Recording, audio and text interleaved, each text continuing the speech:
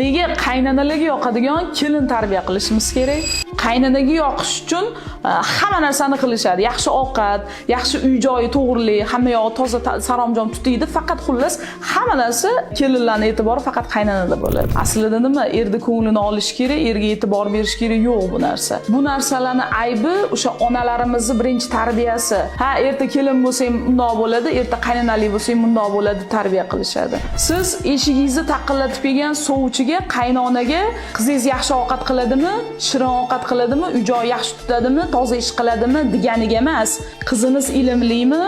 Erta meni nabiralarimni chiroyli qori-qoriga tarbiya qilib bera oladimi deydiganiga siz qiz bering. Ana o'shanda kelajakda jamiyat chiroyli, ilmli, manfaatli farzandlar bilan to'la bo'ladi. Qaniydi hozirgi oxirgi paytdagi mana qaynanalar ham shunaqa talablar bilan qizni uyiga sovchilikka borishsa. Oilaviy munosabatlar ilmini o'rganish xohlasangiz, menga obuna bo'lib qo'ying.